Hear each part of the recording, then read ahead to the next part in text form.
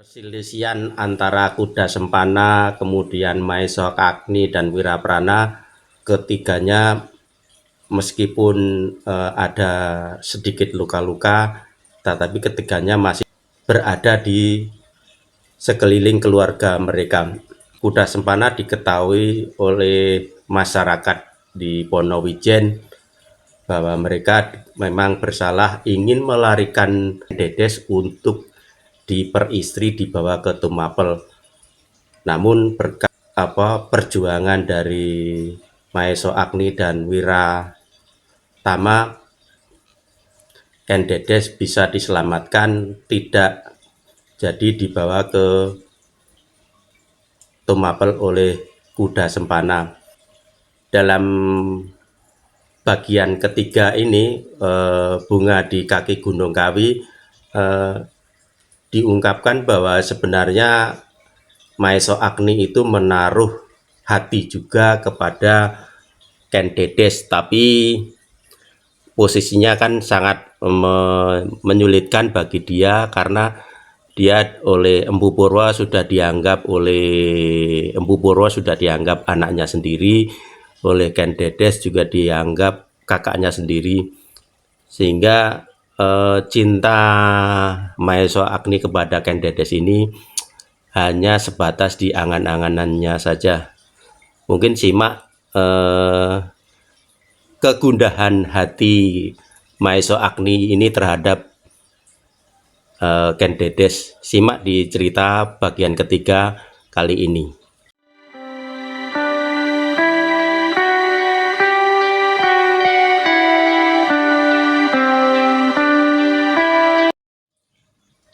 Akhirnya buyut Ponowijen itu pun berkata, "Angger Kuda Sempana, Angger telah berbuat kesalahan, tetapi untunglah segala sesuatu masih belum terlanjur. Aku tak dapat menyalahkan Wiraprana dan Angger Maesha Agni. Bukan karena Wiraprana itu anakku. Berterima kasihlah Angger Sempana kepada anak-anak muda yang mencegah Angger sebelum Angger sempat menyentuh gadis yang akan Angger larikan, sehingga kebebasan Angger dari setiap hukuman tidak terasa sebagai pelanggaran yang mutlak atas adat di kampung kita. Namun janganlah hal ini menjadi contoh. Kalau Empu Purwo menghendaki hukuman itu mempunyai alasan yang cukup untuk dijatuhkan. Tetapi dengan demikian peristiwa ini akan benar-benar mengganggu ketenteraman padukuhan kita. Maka bijaksanalah Empu Purwo. Meskipun demikian tak dapat angin lalu tanpa menggoyangkan daun-daun pepohonan. Karena itu baiklah aku minta sebagai orang yang diserahi tanggung jawab atas padukuhan ini agar Angger Kuda Sempana segera meninggalkan kampung kita. Jangan kembali sebelum sampai pada bilangan tahun." Kuda Sempana yang gagah itu mengerutkan keningnya. Ia memandang hampir semua orang yang berdiri di sekelilingnya. Hukuman yang jauh lebih ringan dari yang diduganya itu tidak juga menyenangkan hatinya. Tetapi terasa bahwa sejak saat itu ia akan dipisahkan dari tanah kelahirannya, sedikitnya untuk setahun. Persetan tanah kelahiran yang beku ini, pikirnya. Di Tumapel aku mempunyai lingkungan yang jauh lebih baik dari orang-orang yang bodoh dan keras kepala ini. Apakah artinya bagiku bendungan, belumbang, rumpon, sawah, parit, dan segala macam yang pasti akan menjemukan. Di Tumapel aku dapat bermain-main dengan kuda, tombak, dan kemewahan. Tetapi Kuda Sempana memandang Ken Dedes yang masih duduk di pasir tepian. Terasa hatinya berdesir dan tiba-tiba menyalalah dendam yang membakar hatinya atas kampung halamannya, atas orang-orang yang melingkungi hidupnya semasa kanak-kanaknya. Dan dendam itu harus ditumpahkan. Kalau ia tak dapat memetik bunga dari lereng Gunung Kawi itu, maka biarlah bunga itu akan digugurkan melepaskan saja dari tangkainya. Sama sekali ia tidak rela melihat orang lain, apalagi pemuda-pemuda desa seperti Agni atau Wiraprana kelak akan memetiknya. Sekali lagi kuda Sempana memandangi setiap wajah itu dengan muaknya. Kemudian dengan tergesa-gesa ia meloncat pergi meninggalkan mereka dengan dendam yang membara di dadanya. Berpuluh-puluh pasang mata mengikuti langkah pemuda yang gagah itu. Sesaat kemudian kuda Sempana telah meloncat ke atas punggung kudanya yang sedang asik makan rerumputan segar. Namun ketika terasa sentuhan pada lambungnya, segera kuda yang tegar itu menengadah dan meloncatlah ia dengan lajunya meninggalkan tepian sungai itu. Beberapa orang menarik nafas lega. Mereka seakan merasa terlepas dari bencana. Ki Buyut Ponowijen, Empu Purwo dan pun mengangguk-anggukan kepala mereka. Anak yang keras kepala, desis Ki Buyut. Tak seorang pun yang menyahut. Marilah kita tinggalkan tempat ini, berkata Buyut Ponowijen itu pula. Beberapa orang yang lain pun segera bergerak mengikuti Buyut Ponowijen itu. Tanpa berkata-kata sepatah pun, mereka mendaki tebing dan hilang di belakang tanggul. Yang tinggal kemudian adalah Empu Purwo, Ken Dedes, Maiso Agni, dan Wiraprana. Sedangkan gadis-gadis yang mengintip dari atas tanggul satu demi satu menuruni tebing untuk mengambil cucian-cucian mereka yang tinggal di Belumbang. Untuk beberapa saat Empu Purwo, Maiso Agni, dan Wiraprana masih memandang ke arah kuda Sempana menghilang. Empu yang tua dan bijaksana itu mengeluh di dalam hatinya. Sebenarnya Empu Purwo yang telah cukup banyak mengenyam pahit manisnya kehidupan, segera dapat mengerti bahwa kuda Sempana yang sama sekali tidak ikhlas atas keputusan yang diambilnya. Namun perasaan itu sama sekali tak diungkapkannya.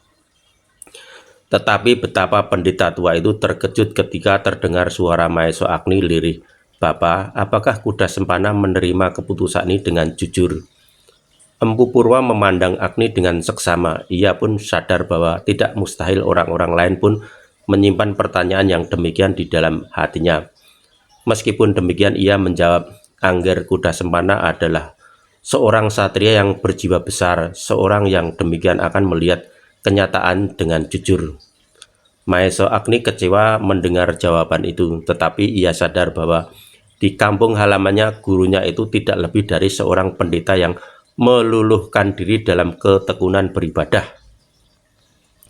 Di padukuhan yang tenteram damai itu tak seorang pun yang pernah melihat bahwa Empu Purwo dan yang tua dan alim itu mampu menggenggam segala macam senjata di kedua sisi tangannya, mampu menghantam hancur lawan yang betapapun tangguhnya hanya dengan tangannya. Tetapi masa-masa yang demikian telah lampau bagi pendeta tua itu. Namun demikian ia tidak menutup mata atas suatu kenyataan bahwa kadang-kadang kebenaran harus dibela dengan kemampuan yang demikian. Kadang-kadang diperlukan kekuatan jasmani untuk menegakkan keadilan dan terutama untuk melawan segala bentuk kejahatan dan pengingkaran atas kebenaran dan keadilan itu. Kebenaran dan keadilan sebenarnya yang sebenar-benarnya, kebenaran dan keadilan yang dibenarkan oleh Yang Maha Agung. Karena itulah maka ia menempa anak muda yang bernama Agni itu. Semoga anak itu dapat mengamalkan ilmunya, mengamalkan dan bukan sebaliknya. Pendeta tua itu tersentak ketika kemudian Wiraprana berkata, "Empu, aku melihat sesuatu membayang di wajah kuda Sempana." "Apakah itu?" bertanya Empu Purwo. "Dendam," jawab Wiraprana. "Oh," saut Empu Purwo, "tidak, jangan berprasangka, Ger. Tak baik orang menyimpan dendam di dalam dirinya." "Yang menyimpan dendam itu bukan aku, Empu," jawab Wiraprana sambil tersenyum, "tetapi kuda Sempana." Ya, potong pendeta itu cepat-cepat. "Maksudku bukan Angger, tetapi siapa saja, semua orang." Wiraprana mengangguk-anggukkan kepalanya, meskipun wajahnya masih merah biru, namun anak muda itu selalu tersenyum saja. Hanya kadang-kadang ia Menyeringai kalau nyeri-nyeri di punggungnya terasa seperti menyengat-nyengat sampai ke ubun-ubun. Sesaat kemudian Empu Purwo itu teringat kepada anaknya yang masih duduk lesu di atas pasir. Dengan lembut orang tua itu berkata sambil menarik lengan putrinya, "Ken Dedes, marilah kita pulang. Ambil cucianmu." Ken Dedes menatap wajah ayahnya, wajah seorang yang paling dikasihi dari semua orang yang dikenalnya. "Adakah kau sudah selesai dengan cucianmu?" bertanya ayahnya. Ken Dedes menggeleng. "Apakah kau ingin menyelesaikannya?" tanyanya ayahnya pula. Sekali lagi gadis itu menggeleng. "Kalau demikian marilah kita pulang. Biarlah engkau selesaikan di rumah," ajak Empu Purwo. Perlahan-lahan Ken Dedes berdiri dan berjalan ke Belumbang untuk mengambil cuciannya. Namun wajahnya yang pucat itu selalu ditundukkannya. Tak berani ia menatap wajah kawan-kawannya yang seakan-akan memandangnya dengan penuh persoalan. Sesaat kemudian mereka itu pun pulang bersama-sama. Empu Purwo berjalan membimbing putrinya. Di belakang mereka berjalan Maeso Agni dan Wiraprana. Namun kadang-kadang Wiraprana masih harus berpegangan pundak sahabatnya itu. Di perjalanan itu pun mereka tak banyak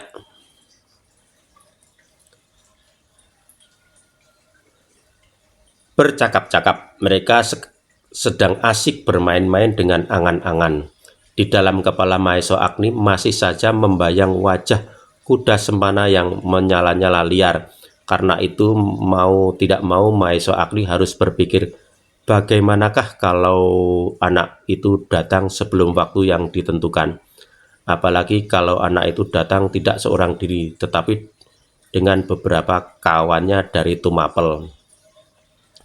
Tetapi kemudian dihiburnya sendiri hatinya. Empu Purwo pasti tidak akan membiarkan anaknya mengalami nasib sedemikian. Kalau perlu sekali, maka orang tua itu pasti akan membela anaknya. Kalau terpaksa, pasti ia akan mempertahankan dengan kekerasan pula. Demikianlah batin Maeso Agni menjadi agak tenteram karenanya. Setelah mengantarkan Wiraprana, Agni pun segera pulang ke rumah gurunya.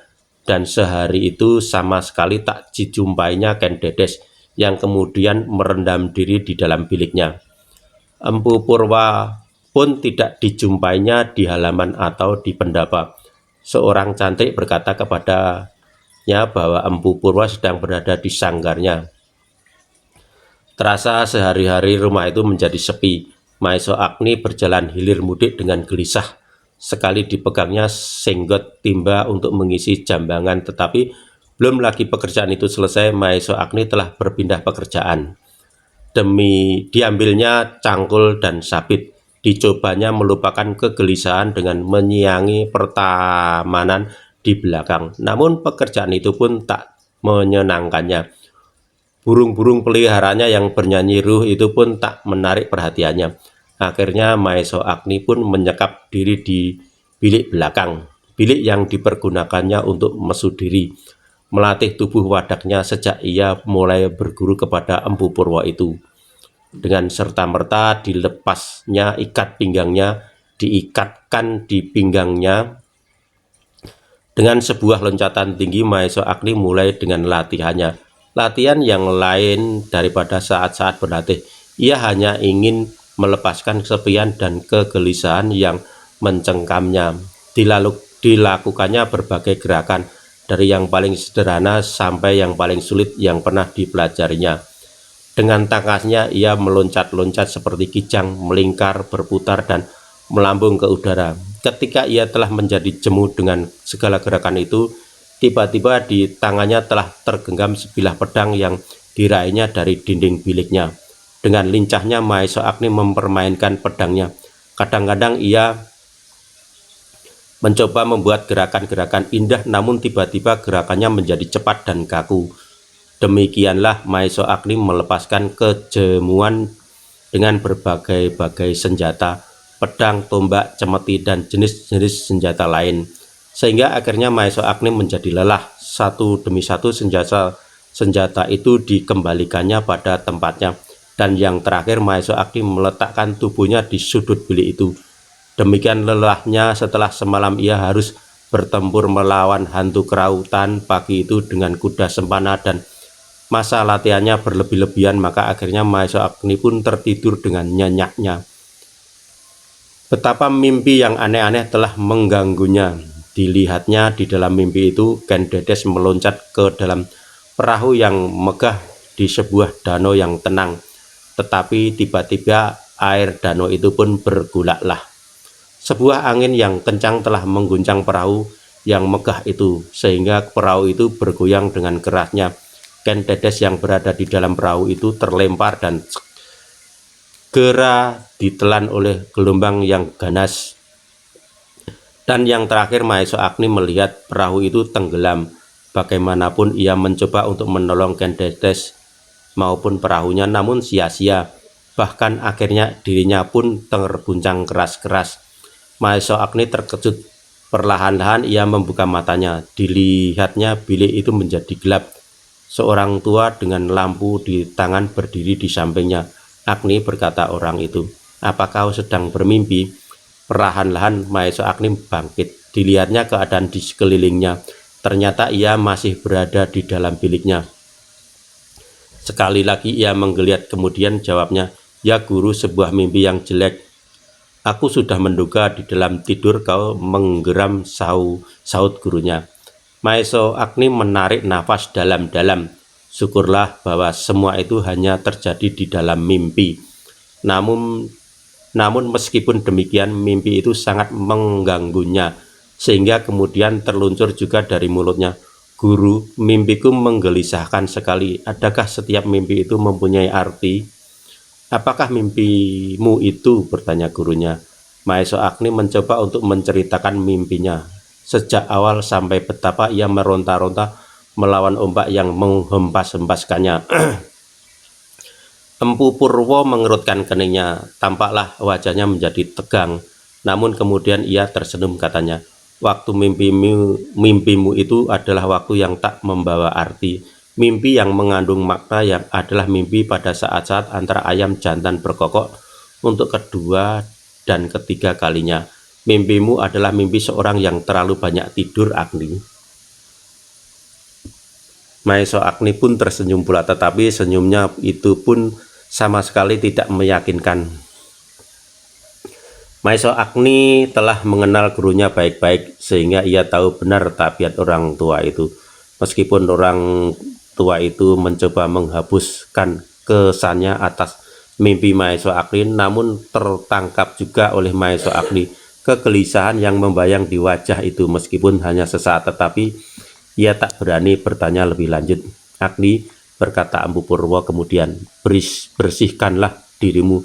Kami sudah makan malam. Makanlah dahulu, kemudian datanglah kepadaku. Ada yang akan aku bicarakan." Mahesa Agni mengerutkan keningnya. Gurunya memanggilnya, pasti ada sesuatu yang penting. Mahesa Agni pun kemudian berdiri dan perlahan-lahan berjalan keluar. Panggilan gurunya itu agak mengganggunya, di samping mimpi yang menggelisahkan itu.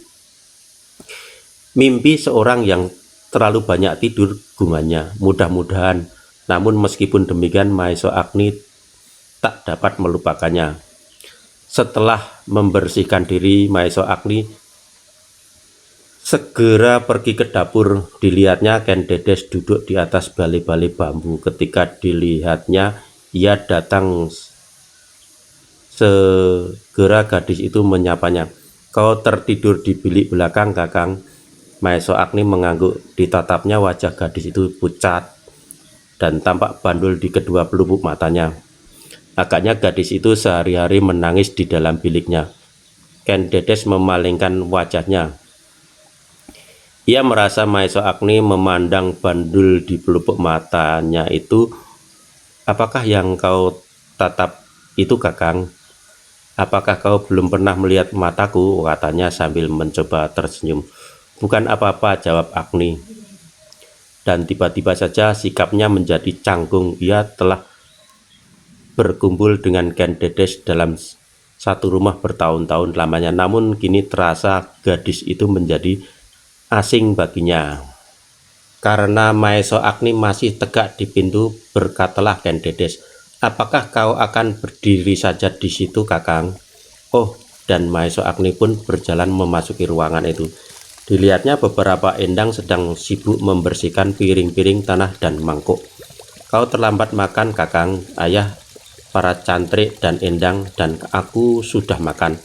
Ayah mencarimu dan tadi ternyata kau ditemukan di bilik belakang, berkata Ken Dedes sambil mempersiapkan makan Agni. Aku lelah sekali, jawab Agni. Ken Dedes menundukkan wajahnya. Jawabnya Agni itu bagi Ken Dedes terdengar seolah-olah berkata, aku sangat lelah, Ken Dedes, setelah aku berkelahi mempertahankan kau. Dan tiba-tiba terdengar Ken Dedes berdesis, tanpa terima kasih, Kakang. Maeso Agni terkejut mendengar kata-kata itu, maka ia pun bertanya, kenapa terima kasih? Ken Dedes tersadar dari angan-angannya, karena itu ia pun menjadi tersipu-sipu. Sautnya, terima kasih bahwa kau masih akan memberi aku pekerjaan dengan bekas-bekas makan itu. Oh, Maeso Agni pun tersenyum, maafkan aku. Dan Maeso Agni pun makanlah. Anak muda itu duduk bersila di atas balai-balai bambu, sedangkan Dedes duduk pula di sampingnya. Dilayaninya Maeso Agni dengan cermatnya, tidak bedanya ia melayani ayahnya. Bagi Maeso Agni, hal yang demikian itu sudah sering benar dialami. Ken Dedes yang bersikap sebagai seorang adik itu tahu benar apa yang harus dilakukan untuk ayah dan saudara tuanya. Namun kali ini terasa sikap itu agak berbeda. Ken Dedes tidak banyak berbicara seperti biasanya, bahkan kadang-kadang ia tunduk diam dan sekali-sekali dipandanginya titik-titik yang jauh di dalam kegelapan malam. Dan tiba-tiba terdengarlah gadis itu bergumam tanpa melepaskan pandangannya yang mengujam ke gelap malam. Kakang, ayah memanggil aku menghadap setelah Kakang selesai makan malam.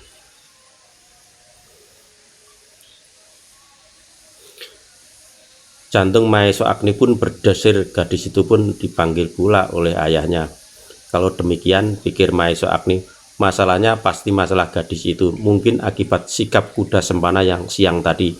Agaknya gurunya pun melihat ketidakikhlasan anak itu, tetapi mungkin meskipun terdorong oleh peristiwa pagi tadi, ada juga persoalan-persoalan lain. Maeso Agni menarik nafas panjang. Kenapa kau berdesah? Bertanya Ken Dedes. Maeso Agni terkejut, dicobanya tersenyum. Jawabnya, aku lupa bahwa aku sudah terlalu kenyang. Bohong, bentak Ken Dedes. Sikap manjanya kadang-kadang masih tampak meskipun ia mencoba bersikap sungguh-sungguh. Dan tiba-tiba saja Ken Dedes kini telah benar-benar menjadi gadis dewasa di dalam tangkapan Maeso Agni.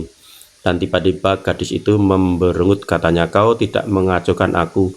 Kenapa? Bertanya Agni. Bukankah aku memperhatikan setiap kata-katamu? Tidak, saut gadis itu. Aku berbicara dengan sungguh-sungguh, tetapi mendengar pun kau tidak. Aku mendengar, jawab Agni. Apakah yang aku katakan? Ia bertanya. Bapak pendeta memanggil kau menghadap. Agni mengulangi kata-kata Ken Dedes. Kau mendengarnya, desis Ken Dedes. Kalau demikian, kau benar-benar tidak menaruh perhatian.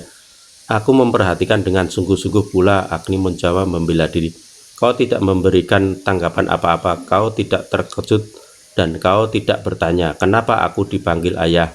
Bahkan kau malahan berdesah karena kau makan terlalu kenyang. Mungkin kau baru merenungkan sesuatu sehingga perut Kakang sendiri pun Kakang lupakan. Apakah Kakang Agni sedang merenungkan Witri dan Sita yang manis itu? Tuduh Ken Dedes. Ah, bentak Maeso Agni, jangan mengada-ada Ken Dedes. Aku mendengar kata-katamu dan aku merenungkannya. Aku sedang berpikir apakah kira-kira sebabnya. Bohong, Ken Dedes mencibirkan bibirnya. Sekali lagi Maeso Agni menarik nafas dalam-dalam. Namun ia tersenyum melihat putri gurunya yang manja namun bersungguh-sungguh itu. Aku benar-benar terlalu kenyang. Maeso Agni bergumam. Justru karena aku merenungkan kata-katamu. Bohong-bohong, sekali lagi gadis itu mencibirkan bibirnya. Sudahlah Ken Dedes, nanti Bapak Pendeta terlalu lama menunggu. Disangkanya aku terlalu lama makan, berkata Agni kemudian. Bukankah sebenarnya demikian? Kakang makan terlalu lama meskipun Kakang makan terlalu cepat, jawab Ken Dedes. Maeso Agni diam saja. Dipandangnya Ken Dedes itu, yang kemudian berdiri membenahi piring-piring dan mangkuk-mangkuk. Diambilnya kendi dari glodok dan disodorkan kepada Maeso Agni. "Terima kasih Ken Dedes," saut Maeso Agni. Ken Dedes yang hampir selangkah pergi berhenti memandangi Maeso Agni. Katanya, "Sejak kapan Kakang berterima kasih kepadaku?" Agni menundukkan wajahnya. Ia tidak menjawab kata-kata itu, sehingga Ken Dedes pun melangkah pergi. Dengan sudut matanya Maeso Agni melihat gadis itu tidak terlalu tinggi, bulat, dan langsing. Pekerjaannya sehari-hari telah membentuk tubuh gadis itu menjadi selerasi, kuat namun tidak terlalu kasar. Dan tiba-tiba Maeso Agni bergumam di dalam hatinya, "Benar juga kata anak-anak muda, putri Bapak Pendeta itu bagaikan bunga di lereng Gunung Kawi. Dan bukan itu, kini mulai kembang." Maeso Agni menggeleng-gelengkan kepala dan kembali ia tunduk dalam-dalam ketika Ken Dedes datang kepadanya dan kembali duduk di sampingnya. "Kakang," gadis itu berkata pula, "kali ini bersungguh-sungguh ayah memanggil aku." Maeso Agni mengangkat wajahnya, katanya, "Kenapa kau dipanggil?" Tetapi tiba-tiba gadis itu memberungut kembali, katanya, "Kakang, kau menggodaku sejak tadi." Agni tidak mengerti kenapa. "Kau tidak bersungguh-sungguh, kau bertanya karena aku tadi berkata demikian." Ken Dedes bersungut. Dasar Maeso Agni. "Lalu bagaimanakah aku harus bersikap?" Ken Dedes, "Sebenarnya lah aku ingin mengetahui apakah sebabnya kau dipanggil oleh Bapak Pendeta. Bukankah hal yang demikian itu bukan menjadi kebiasaan?" Ken Dedes mengangguk dan kembali ia bersungguh-sungguh, katanya, "Aku tak tahu, mungkin ayah marah kepadaku. Aku sangka tidak, sebab kau tidak bersalah. Namun mungkin pula ada hubungannya dengan peristiwa pagi tadi." Maeso Agni diam sebentar, kemudian ia meneruskan perlahan, "Aku pun dipanggilnya." "Oh," desis Ken Dedes, tapi tak ada sepatah kata pun lagi yang melontar dari sela-sela bibirnya yang tipis itu. Untuk sesaat mereka berdua berdiam diri, masing-masing sibuk dengan angan-angannya sendiri. Para endang telah hampir selesai dengan pekerjaan mereka, sehingga kemudian Agni pun berkata, "Ken Dedes, pergilah kau dahulu, Bapak Pendeta sudah lama menunggu."